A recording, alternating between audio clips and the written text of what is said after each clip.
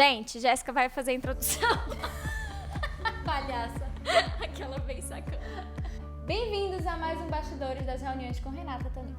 Como sempre, toda semana a gente tem essa tradição de gravar as reuniões da gente para que vocês vejam como acontecem os bastidores aqui e alguns comentários sobre alguns temas que vocês mandam para ela. Tá, vamos lá. O que é que eu faço quando antes de casarmos ele era super romântico, mas agora ele já não é nada romântico depois do casamento? Se antes do casamento ele era romântico, significa que ele tem esse comportamento dentro dele, certo? Porque não é uma coisa que ele não tem que você quer que ele tenha. Ele já era romântico. Aconteceu alguma coisa, talvez a rotina, talvez que ele ficou mais acomodado. E aí ele está entendendo que não precisa fazer mais muitas coisas. Então o que você pode fazer é basicamente lembrá-lo de como você gostava quando ele era romântico. Que existe uma coisa, às vezes eu desejo muito uma coisa e aí eu começo a ficar assim... Pô, mas você tem que ser romântico. Pô, mas por que você não fez isso? Nossa, que não sei o que tem. Aí a pessoa vai ficar super à vontade para ser romântico. Vai ficar assim num desejo. Então, isso que é o errado. O que precisa fazer? Olha, eu tava me lembrando de quando a gente namorava. Oi. Então, assim, é você contar pra ele o quanto é importante pra você, o quanto era legal. Porque eu acho que às vezes a gente acha, não, o outro é óbvio pra ele que é legal, é óbvio que ele sabe que eu gostava disso. Não é óbvio, então conta pra ele, diz o tanto que você se sentia confortável, o tanto que você se sentia bem quando ele fazia uns gestos românticos. É pra ele até se ligar, se tocar que, assim, não é porque casou que as coisas estão ganhas. Teve uma coisa que eu falei ontem na live, eu não sei se você viu, mas eu falei assim na live, é até bom que a gente não tenha isso de ter certeza que o casamento é pra sempre. Sim. É muito bom, porque quando as coisas que a gente sabe que é pra sempre, a gente meio que acomoda. Toma por garantido e aí... Então pronto, eu não preciso fazer mais nada. Então que bom, acho que a melhor coisa que poderia ter existido é a gente não ter certeza se o casamento é pra sempre, ter certeza que o amor pode acabar, porque isso faz com que a gente invista. Mas lógico que existem aí uns desavisados que acabam ficando acomodados e a gente precisa lembrar, olha, é importante que você faça alguns movimentos até para eu, assim, continuar apaixonada por você. Então, eu acho que isso é bem válido. Ambas as partes, né? Ambas as partes. Como um acordo aí. Sim. Veja isso aqui que interessante. Tá morrendo de calor, né, Jéssica? Você tá incomodada pra caramba, peraí. Vira só um tiquinho pra cá. Aí, pronto. Veja isso aqui interessante. Fala sobre os dois lados do sofrimento na traição. O autor da traição sofre quando percebe a besteira que fez e a vítima que sofre porque perdeu a confiança no companheiro. Sim. Certa vez eu atendi uma pessoa que ela tinha traído. E assim, quando a gente fala sobre traição, a gente acha, porque fulano fez porque quis, ou fulana fez porque quis, então que assuma as consequências. E tá certo, assim, ela tem consequências, essa pessoa vai ter que assumir, mas quem trai não significa que sofra menos do que quem foi traído. Às vezes por um impulso, às vezes por uma carência, fez uma ação assim, dá pra gente compreender. Olha, o que levou a pessoa a fazer isso? E eu sei que quem foi traído vai falar assim, compreendeu caramba, sabe? Porque isso me feriu. E eu compreendo também a pessoa que foi traída. Ela tá com toda a razão. Mas assim, não adianta a gente achar que só um tá sofrendo. Quando existe a traição, pode sim acontecer dos dois sofrerem, desculpa. Mas não é todos os casos, não é todas as vezes. Pode ser que o outro é tão desconectado que ele não sofra, mas geralmente ele sofre também sim. Ele sofre porque ele cometeu um erro, ele sofre porque ele vê que fez alguém que ele ama ficar chateado, ele sofre porque ele vê as consequências daquilo, então ele sofre por se sentir também uma pessoa mentirosa, ele sofre por, às vezes, foi o que aconteceu com a minha cliente, ela traiu uma única vez, ela não ia fazer isso mais, mas aí agora ela não tinha mais crédito e acabou o casamento dela, real assim, oficial, e ela ficou extremamente chateada. Então, eu entendo que existe assim uma predisposição a gente perseguir a pessoa que traiu, né? Então eu persigo aquela pessoa que fez o movimento de trair. Mas se a gente se afasta um pouquinho de se envolver emocionalmente, dá pra gente compreender um cenário muito mais amplo. E muitas vezes a pessoa que traiu, ela só tá repetindo o mesmo padrão. o pai dela traía, a mãe dela traía e ela está repetindo aquilo que foi ensinado. Não é que isso, de novo, não é que isso assim justifique. Dá para simplesmente a gente compreender o que está acontecendo. E quando a gente compreende, talvez exista um espaço para o perdão, né? E eu acho que existe isso, assim, o teto de ninguém é de ferro, né? Todos os nossos tetos a gente também tem erros. Então, claro que não estou desmerecendo o sofrimento de ninguém, mas dá pra gente compreender de uma maneira bem mais ampla, assim, o que acontece. Isso me lembra uma conversa que eu tive recentemente com o pessoal, com os amigos, que era a respeito da aliança. Que, mas usar aliança, você não precisa de uma aliança para lembrar você de que você é casado para não trair. Aí uma das pessoas disse, mas às vezes a aliança, ela é um lembrete do quanto você pode perder se um dia você sucumbir a um deslize desse, assim, né? Você cair, né? Eu achei interessante esse comentário. Achei interessante, e eu também pensei outra coisa quando você falou. Aliança, acho que não é para ela lembrar, aliança é um compromisso, é algo que você se comprometeu a. Então, ela por si só não precisa te lembrar de nada se você levou a sério aquele comprometimento que você fez. Então, você pode estar sem aliança, mas está ligado com aquele compromisso, né? E o compromisso, na real, é interno, não é? Ele é interno. Um objeto que vai lhe dizer. Não. É só um e nem que vai te lembrar ou impedir. Que você fez, né? E é um símbolo assim, como é que é um casamento, né? Por que é, só esse parênteses que eu fiquei pensando, por que da importância de ter um casamento mesmo, assim, mesmo, pode ser ou na igreja, ou pode ser civil, tanto faz, mas ter um casamento, porque é o seu compromisso perante a sociedade para aquela pessoa. Então, é como se você dissesse para todo mundo, essa pessoa, eu me comprometo a isso, eu prometo isso para ela. E aí eu coloco um monte de testemunhos, né? Um monte de pessoas que estão testemunhando ali. E é isso que tem a força do casamento. Então, assim, é o compromisso. E eu não sei se você sabe, mas quando a gente faz um compromisso, a gente quer estar congruente com aquele compromisso. Então, a gente não quer, ser falso, do tipo, eu fiz um compromisso aqui debaixo dos panos. Não, a maioria das pessoas, se ela se comprometeu aquilo, vai querer. Vai honrar honrar, né? Exatamente. Vamos lá, para mais uma. Em relação a quem tem filhos de um casamento anterior, e como colocar limites. Por exemplo, ela fala aqui, o meu problema maior é quando o meu atual marido quer mandar nos meus filhos de outra relação mais do que eu mesma. Ele passa por cima da minha autoridade como mãe, mesmo ele não sendo o pai biológico dessas crianças, ele de criação, digamos assim. Certo. A questão é a seguinte, quando se tem filhos de outro relacionamento, quem é o pai ou a mãe daquelas crianças precisa ficar bem claro. Olha, a mãe é ela, vamos supor, no caso, ela é a mãe, e o pai é um ex-companheiro. Isso precisa ficar muito claro. O novo companheiro dela não está ali como um pai para educar, mas ele está ali como um adulto. Ou seja, viu uma coisa errada, ele não vai ficar omisso, ele tem que falar. Agora, se essa mãe coloca uma regra, se essa mãe coloca um limite e esse novo companheiro burla esse limite, faz de um outro jeito, ele está desrespeitando ela como mãe e está desrespeitando também os filhos. É como se os filhos dela, né? Como se mandasse uma mensagem: eu sou o pai de vocês. E é mentira. Você sabe qual que é a primeira coisa que uma criança fala, né? Quando um adulto que não é o pai dela quer colocar limite. Você não é meu pai, você não é minha mãe. Exatamente. Ou seja, ele traz para a realidade: você não é meu pai, você não é minha mãe. Porque assim, tem que entender que, olha, você colocar um limite como um adulto, tá ok. Você vai ver, por exemplo, uma criança pequena mexendo em um copo, você vai deixar? Você não vai deixar. Você vai tirar aquele copo da mão da criança. Se os pais não estiverem presentes, é isso que você vai fazer. Como companheiro, a mesma coisa. Mas você vai colocar limites, você vai dizer é certo ou é errado, mas no sentido de adulto, né? No sentido, olha, isso daqui não, ou sim, né? Ou, pergunta para sua mãe, que ela que vai dar o aval, se você pode ou não. Mas como ali no espaço de segurança, qualquer adulto pode fazer esse limite. Se ela está se sentindo infringida quanto a esse direito, ela precisa contar para esse companheiro. Vamos ver outro aqui. Esse é interessante, ó.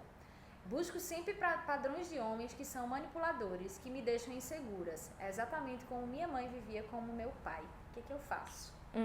Olha lá o padrão transgeracional, né? Transgeracional é quando passa de pais para filhos. Também a Fanita English diz que existe uma coisa que chama batata quente, que é quando os pais têm um problema, em vez deles assumirem esse problema, passa essa batata quente para os filhos, como por exemplo alcoolismo, enfim. Mas isso é uma outra história, depois a gente pode conversar um pouquinho sobre isso. Mas no caso dela, ela está contando que ela acredita que se envolve com homens manipuladores como a mãe dela. Então ela já percebeu que é uma coisa que está passando aí transgeracionalmente. Então a primeira coisa que ela tem que se perguntar, como é que foi o destino da minha mãe amoroso? Como é que foi o que aconteceu com ela? Será que é esse destino que ela quer para mim? Ou será que eu não posso aprender com ela? Porque assim, às vezes os filhos ficam numa postura muito de julgar os pais. Nossa, eles tiveram uma vida amorosa horrorosa, não quero isso. Mas você já pensou que por eles terem tido uma vida amorosa horrorosa, eles podem ter muito para te ensinar? Então eu convidaria ela a escutar um pouquinho mais a mãe dela. A ouvir o que ela passou e quais foram as escolhas que ela fez e o que ela sofreu por envolver-se com homens tão manipuladores. E tem uma outra coisa que aí é um outro nível, mas tem uma coisinha que se ela fosse uma cliente minha eu falaria para ela. Ama o seu pai de uma outra maneira. Por quê? Interessante, agora explique. É um pouco mais profundo isso, mas é o seguinte, provavelmente o pai dela era ou é um homem manipulador. E talvez uma maneira dela demonstrar esse amor pelo pai é se envolvendo com homens como ele. Olha aí. E ela pode dar um espaço no coração dela para o pai dela, sem que ela tenha que se envolver com homens manipuladores. Aí vai mais profundo na psicologia. É vai bem lá. mais profundo. Mas assim, para quem vive isso faz imenso sentido. Imenso sentido. Vamos ver aqui. Aqui, olha aqui, mais uma de casamentos interessantes. Meu marido diz que eu reclamo demais, sou muito pessimista e ele diz que não aguenta mais eu lamentando o tempo inteiro a ele. O que é que eu faço? Eu devo procurar outra pessoa para desabafar, então? Deve parar de ser chata. Se o seu marido está dizendo que você fica reclamando o tempo todo e você não me disse que você não fica reclamando o tempo todo, significa que não é mudar de companheiro, é mudar de atitude. Ela reconhece, tanto é que ela não Sim, negou. que ela reclama. não negou. Então para de ser chata. Que é irritante gente que fica ali, ai, que o céu tá ruim, hoje tá chuva, tá ruim, hoje tá sol, tá ruim. Gente, isso daí é tipo assim, enlouquecedor. Então minha dica pra você é isso, para de ser chata e começa a olhar a vida com as coisas boas que tem. Porque o problema não é o seu companheiro, o problema é a sua atitude. Olha aí. Ponto. Vamos ver mais um pouquinho? Aquele momento, né? Eu tenho uns momentos assim, né, Jéssica? Bem sincerona. Quase geminiana. Quase geminiana. Geminiana. Geminiana é Deixa eu ótimo. ver aqui. Nossa. Você tá fazendo umas caras e eu bocas. tô tentando achar algum aqui que possa ser mais interessante. Aqui, ó. O que fazer quando num casamento os dois são muito teimosos? No final eu acabo cedendo e aí eu fico me sentindo insatisfeita e invalidada. Legal. Eu escrevi sobre isso. Mas, primeiro, se os dois são teimosos, a gente tem que entender que são duas pessoas que estão querendo jogar poder. Quem manda mais? Primeiro ponto é esse. Os dois estão querendo disputar poder. E a gente sabe que numa disputa de poder, sempre vai sair alguém machucado.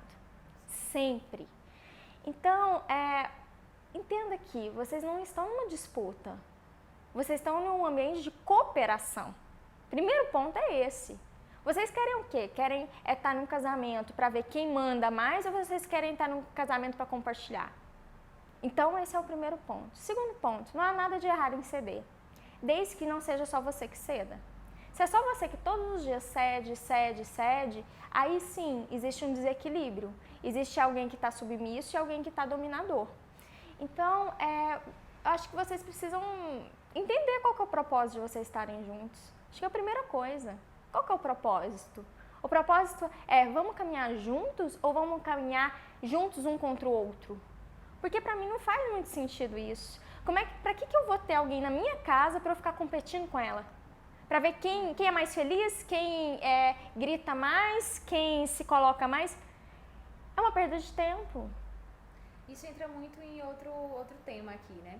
Tem muita competitividade entre o casal. Cada um só pensa em si. Se um faz algo, o outro diz logo que vai ter o troco e quer dar o troco, né? Vamos dizer assim. Uma individualidade muito grande. Que a individualidade é importante no casamento, mas só que é quando é tudo meu, do meu jeito, aí é o quê? É uma criança brincando de estar casada. Porque criança de 3, 4 aninhos é assim, é do meu jeito. Você senta aqui que eu vou ser a professora e te fica calada. Mais, fica logo emburrada, fica emburrada. Gente, existe um momento que as pessoas têm que acordar e entender que elas estão num ambiente agora adulto. Em que não é só de um jeito, não é só do seu jeito, não é, que fez uma coisa, agora vou emburrar, vou dar o troco, não, vou me vingar, né? Vou me vingar aqui. Não é assim que a banda toca. Pode até tocar no seu casamento aí, mas só que isso com certeza remete a um desgaste muito grande e acho que desnecessário. Então, acho que tem que ter essa avaliação. Vamos ver mais. Fora isso, quantos que a gente já fez? Bastante. Nós fizemos vários, mas tem outros aqui. Pode ir. Estamos indo bem, né? É. Pode ir mais um, então. Essa aqui, interessante. É verdade é que essa coisa de manter um relacionamento, um casamento, unicamente por questão da sua religião, não é nada bom.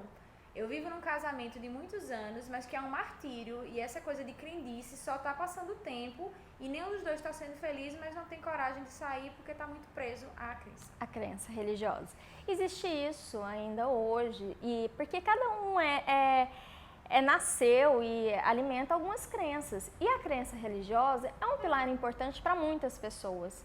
Então, assim, se ela está contando que ela está em sofrimento e o companheiro também está em sofrimento e o que está mantendo é a crença religiosa, o que faz sentido aqui é eles conversarem, inclusive com quem quer que seja, pastor, padre, não sei bem qual que é a religião dela.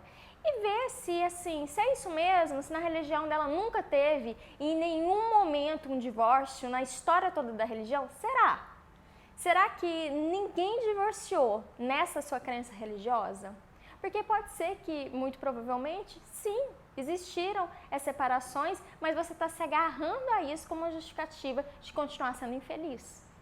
Então, eu questionaria isso. Será que ninguém mesmo? Porque você ter a sua crença religiosa, eu acho que é muito para lhe dar esse sentimento de plenitude. A partir do momento que você entende que isso, na verdade, é o que está causando o seu sofrimento, talvez tenha que rever isso aí. E aí eu pensei nisso agora, sabe? Talvez nem é a crença religiosa, talvez a forma que ela vê essa crença religiosa. Porque, gente, eu desconheço alguma crença religiosa que não tenha tido divórcio. Por mais frenético que seja, assim, mais... Ou talvez, às vezes a pessoa não tenha aquele, como é que diz, não é bem a coragem, não tem aquele impulso e aí joga a culpa nisso. E aí tira dela a responsabilidade. Exatamente. Eles só não separam porque minha religião se não permite. fosse isso... Ela tira dela a tem responsabilidade. um jogo psicológico que diz, né, se não fosse ele, é o nome do jogo. É que eu não faço o movimento e eu culpo terceiros por não fazer esse movimento. Então, se não fosse meus filhos, eu teria feito faculdade. Se não fosse ele, eu teria tido uma vida amorosa melhor. E nada disso. Foi se não fosse você mesmo. Se você não tivesse tomado as decisões que tomou. E é muito difícil a gente encarar essa realidade, mas ela precisa ser vista dessa maneira. De trazer pra gente a responsabilidade sobre os nossos atos. Então, não é a crença religiosa que está segurando ela, não. Essa é virar. Eu tô fazendo isso. Ai, ficou bom esse ângulo. Ficou. Chegamos ao final de mais uma reunião. Se você gostou dos conteúdos, comenta aqui. Se tem algum tema para sugerir, alguma dúvida, comenta aí também. E curte as páginas e segue a Renata em todas as redes. Yes! Até o nosso próximo Bastidores. Tchau, tchau. Tchau. Eita, caiu o cabelo em cima do microfone. Será que tapou? Não, tampou não. Deixa eu desligar.